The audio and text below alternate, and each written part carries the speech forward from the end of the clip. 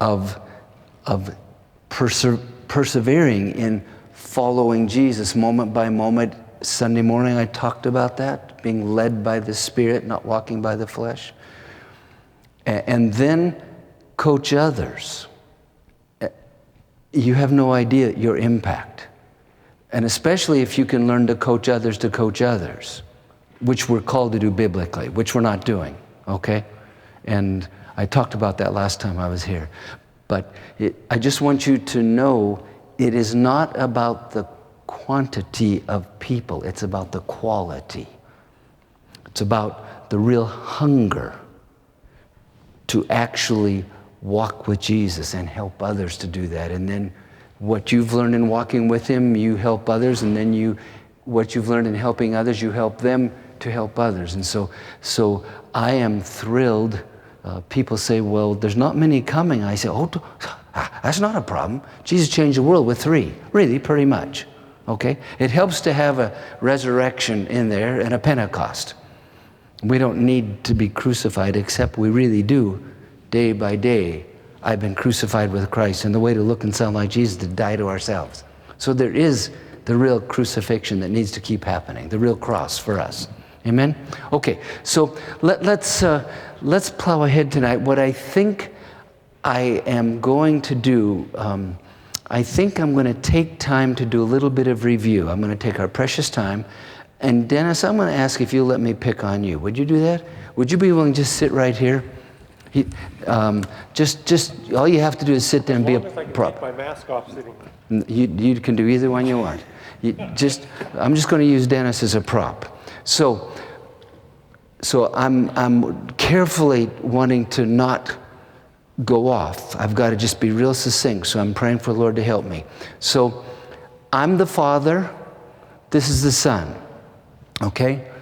I'm going to walk through what I talked about last night real quickly.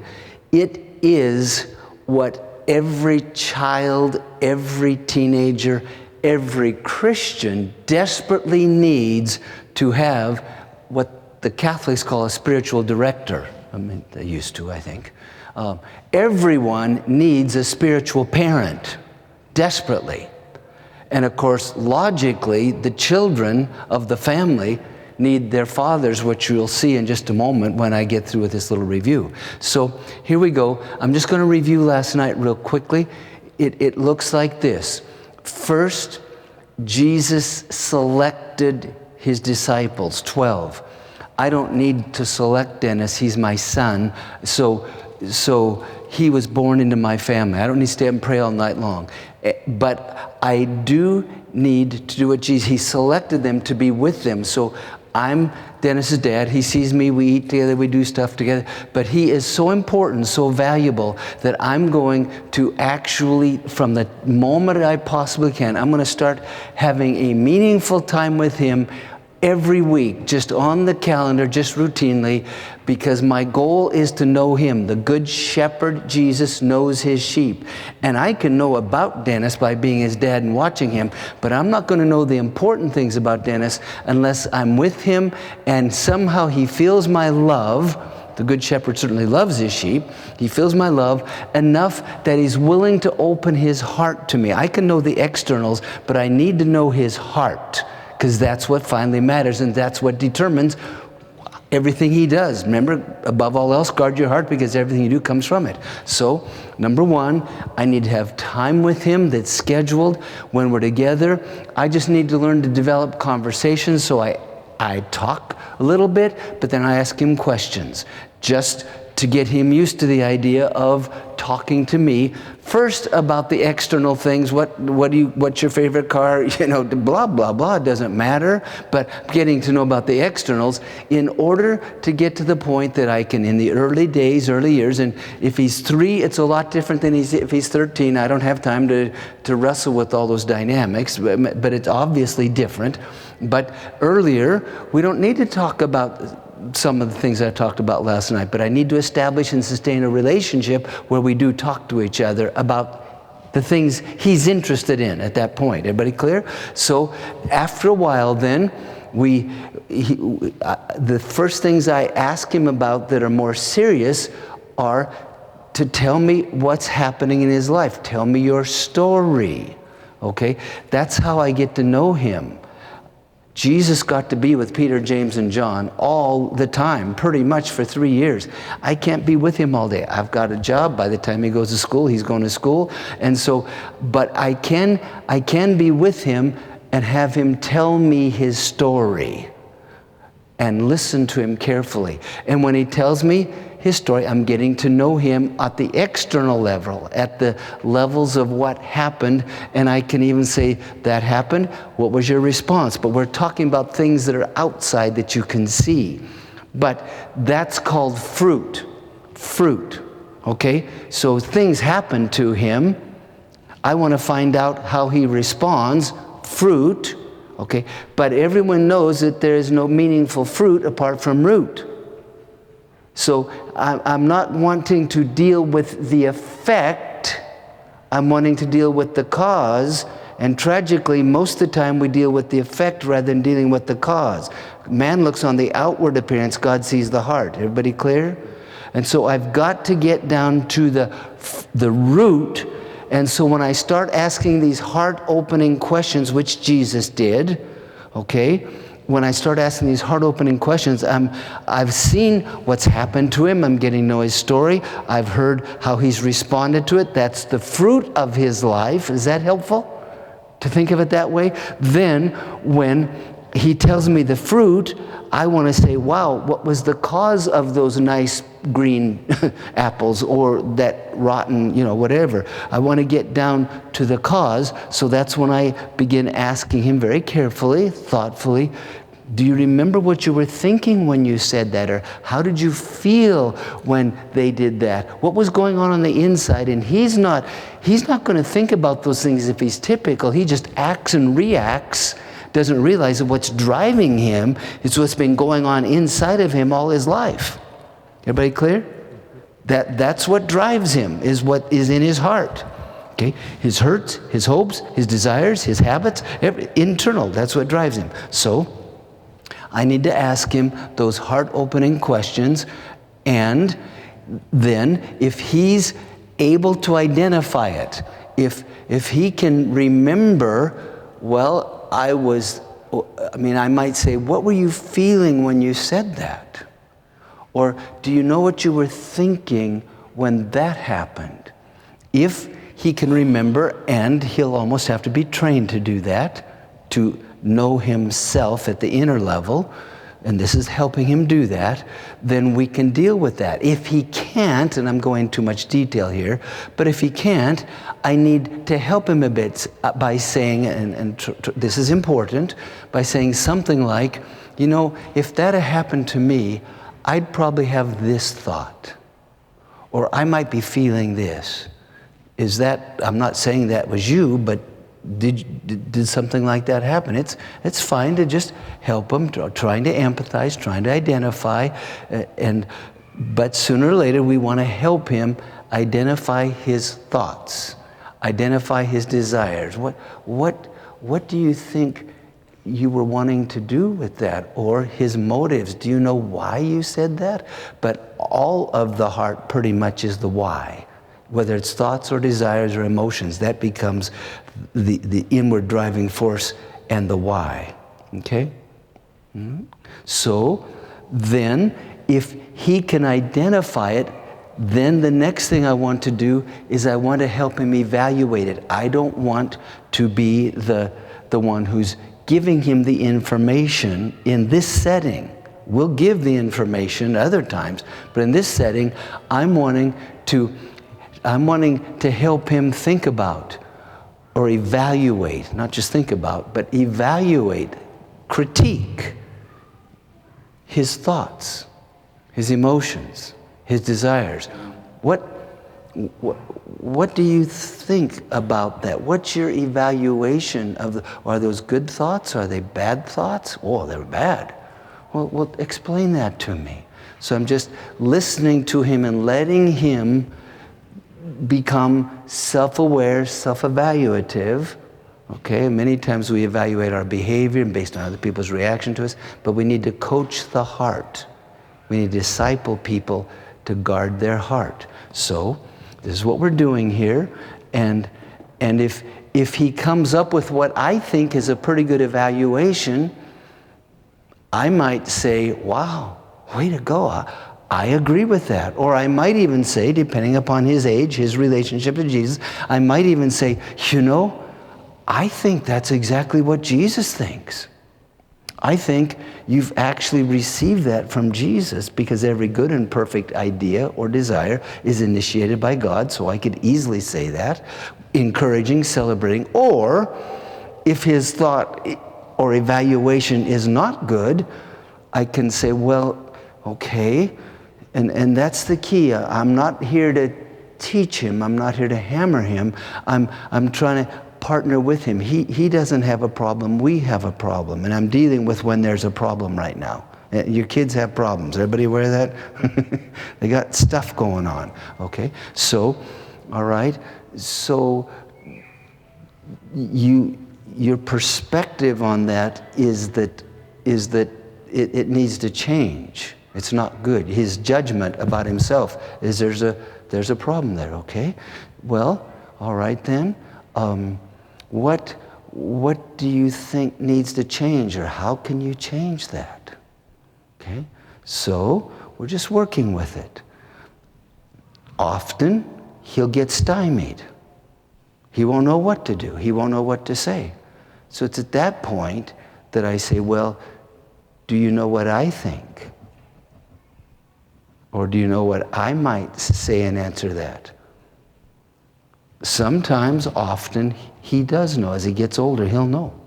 Many times, even younger kids will, or my kids knew early. We spent a lot of time talking, so they knew me, But I can say to him, do you know what I think? And if he says yes, I say, well, tell me, what do you think I think? And he'd say, well, you think this. I said, man, that's good. You know me. Yeah, way to go. And then, you remember I said last night, this little key? So what do you think about what I think? This all assumes that he hasn't figured it out and he needs help. So instead of me telling him the answer, this is really important, instead of me telling him the answer, which will start diminishing our relationship or make him dependent on me, I'm trying to help him grow up, but I can say, do you know what I think? If he does, then I say, so what do you think about what I think? And I'm giving him a chance to critique me instead of him feeling like I've been critiquing him. It's just a slick little maneuver. I didn't get that from Jesus. Okay, that little part right there, okay? And if he doesn't know what I think, or he's unwilling to say it, or, he's rolling his eyes, I say, well, and again, you got to read them. You got to watch them. And this is all dependent on a lot of relationship. Everybody got that? It's dependent on the fact that I'm full of grace and truth, and we've got a lot of relationship. And we work through issues. We don't just hammer with authority, which we'll talk about that tomorrow night, okay? Not the hammering part, but how to actually teach your children to obey. We're going to work on that tomorrow night. But right now, we're working on that I love him, I'm full of grace, but I need to help him get the truth. See, we don't bring our kids to Jesus once. That's just the beginning of the marriage. We bring them to Jesus over and over and over and over and over. Because every time that they've got a wrestling match, a battle going on, they need the mind of Christ. And the reason that they're acting and reacting out of ways that are difficult or hurtful is because they don't have the mind of Christ, and the two are not one. Remember Sunday morning? The two are not one. Okay? So then, I say, okay, what do you think about what I think? And I let him critique my thoughts, and that opens the door. Do you know why I think that? I'm teaching him to think evaluatively from God's point of view, but I haven't got there yet. But never forget, I didn't say it well last night, my goal is I want to know him. He's the curriculum. But my goal, wherever there's difference between him and Jesus, he's a young follower of Christ. I'm assuming he's determined to follow Jesus. If he's not determined to follow Jesus, I can do all that I've already done, but I don't have to say ultimately, what do you think Jesus is thinking? I can just say, what do you think would be best? You know what I think, but what do you think would be best? Well, I know that what Jesus thinks is what is best. So if he's turned off with talk about Jesus, I can still have this conversation. So I have him, I don't need to have him talk about what I think or my ideas and evaluate that, but it's a good middle ground, it's a good relationship, it's a good helping him and I to be one, or recognizing where we are not. I don't have to do that. I could go right to, I know that you've decided to trust Jesus. Could we talk about what Jesus thinks about your thought? Or what Jesus thinks about you? I can do that if he's ready and willing. If he's not, I can talk about, well, what do you think would be best for you to do in this situation? Or I can say, do you know what I think? What do you think about what I think? And then finally, my goal is to help him get the truth. He thinks small t truth if he's not a believer. If he's a believer, I use that word carefully. It means something different for me than it does many people. But I mean, it's a big deal to be a believer in Jesus, all right? So, but I can help him understand and know what Jesus thinks about him, thinks about the kids in his life, thinks about his attitudes, think about how he's reacting to them. My goal is to help him know what Jesus thinks in an environment where he can freely choose to adjust his thinking and thus his behaving so that he and Jesus are one. Okay? Now that was a long stuff, but I hope that's helpful.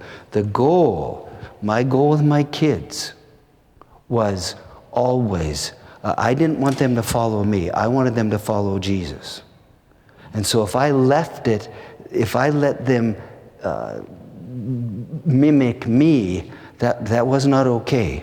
I wanted to connect them to Jesus. I'll take time to tell you this. People have said to me many, many times, what did you do? I'm giving God honor and glory, and I tried to follow Jesus as a parent. But they said, what did you do to get your kids to be preachers? Every one of them are preacher. What did you do to get them to be writers, authors, church planners, missionaries? I got 2 that are church planners, 2 that are missionaries, have influence over tens of, it's crazy, and I'm not, and here's my point. I didn't do a cotton-picking thing to get them to do that.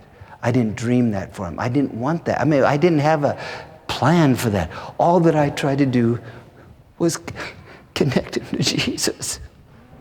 Just be real about helping them actually be a disciple of Jesus.